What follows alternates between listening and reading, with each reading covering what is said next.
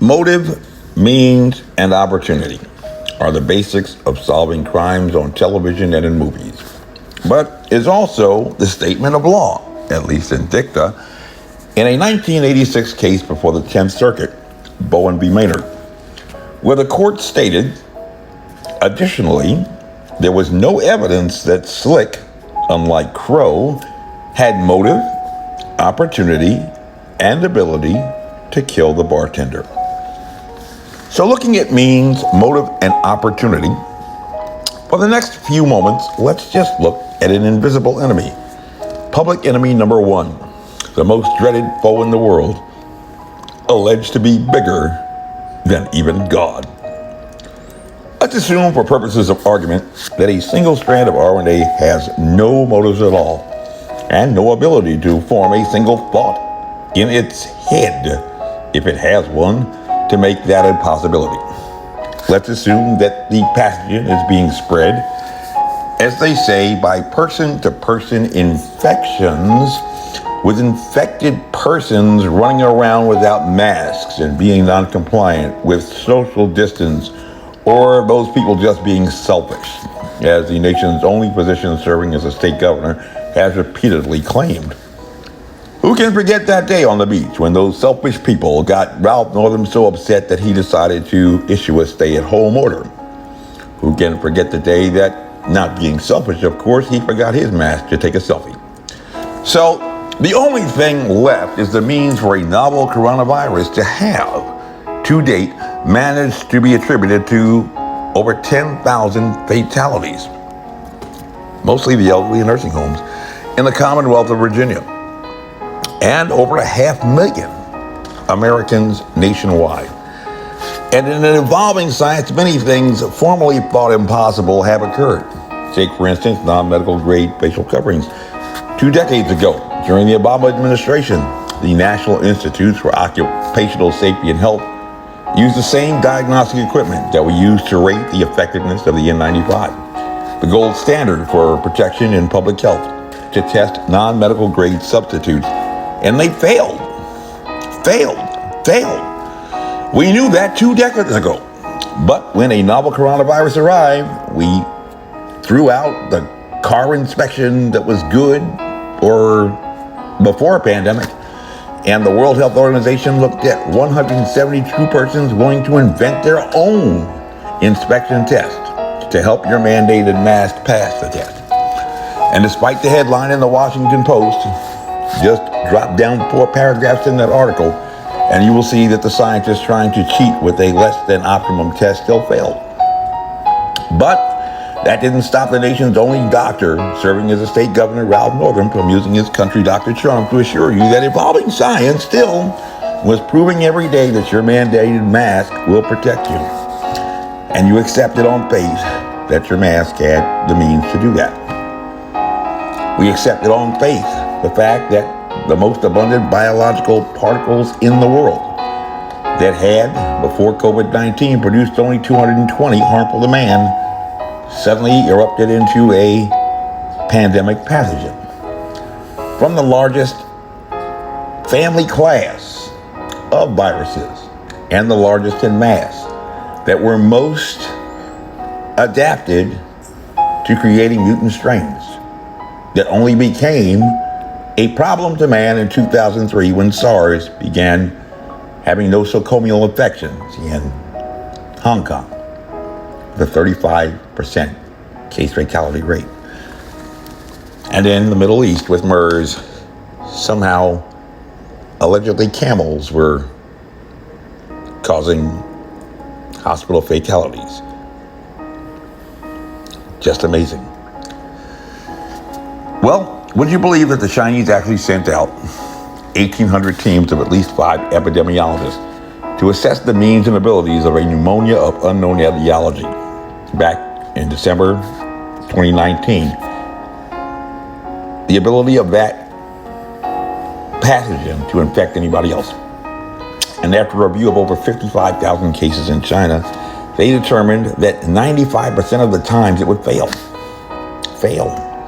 In October, around the time that Dr. Fauci was claiming that the president had been infected in a super spreader event, When Ralph Northern was claiming that the virus had to be highly contagious because he got it, the Indian government scientifically examined over 3 million laboratory-confirmed cases and found again that a novel coronavirus would fail to infect you over 95% of the times it tried. It simply lacked the means. On March 27th, in a video about the American Rescue Plan announced by the President Biden, in his address to America, we reiterated the inability of anyone to be infected by contact with a contaminated surface or fomite infection, which even scientists soon began to repeat after we began repeating it over a year ago.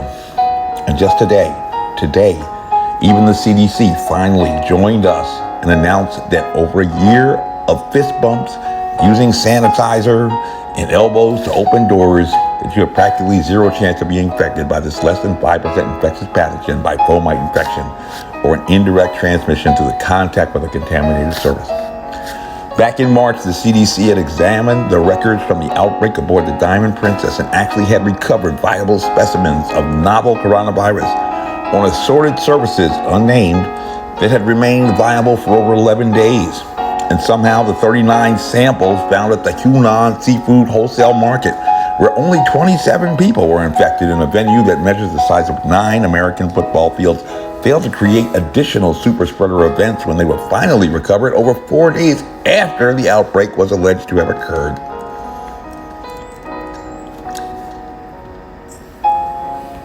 Somehow, yet scientists claim that a person somehow acquired a less than 5% infectious pathogen from a bat or other animal, and then began with their less than 5% infectious self to start a pandemic. So assuming that COVID-19, as they say, is only being transmitted to 5 out of 100 people who come into contact with a person who is actually infected, how could you have a super spreader event? The American patient zero, a 35-year-old traveler to Wuhan, returned to Seattle Airport and traveled over 25 miles to his home in a share ride, coming into contact with over 68 people, not quite 100. Before he was confirmed as an infected person with the virus he could only have been infected with in Wuhan. And under the timeline, but at least 39 other persons around the state of Washington with no contact with him somehow were infected with strains that matched the same genome sequencing of his virus, or the same strain. And that could only occur under science if the virus had originated in the same reservoir in nature, or in the same batch if it had been cultivated in a virologic lab. And if a less than 5% infectious pathogen is managing to continue to cause infection spikes around the nation, as a scientist, one would have to inquire exactly where viruses, which require a human host, might manage to produce sufficient quantities and regeneration to cause continuing spikes in infections, but also to develop mutant strains, variant strains, that could only happen inside a human host, which could only be done using a less than 5% infectious pathogen if somebody had been recycling the viral load that was being shed by infected persons to create a new reservoir or batch to set off another outbreak. And when considering a natural phenomenon, a scientist might pose the inquiry, what means might enable in the environment a motiveless strand of RNA to perform this function so efficiently? Or, if it was a man-made creation, one might ask, who had a sufficient motive, a sufficient means, and a sufficient opportunity to recycle viruses to create a sustainable environment for a pandemic crisis? And so here is the truth. My name is Major Mike Webb, and by God, I am running for governor of Virginia. I ask every Virginian and every American true to, like the motto of the infantry, follow me, and we shall overcome. Honest. And y'all come back down. Yep. This advertisement was authorized by Mike Webb.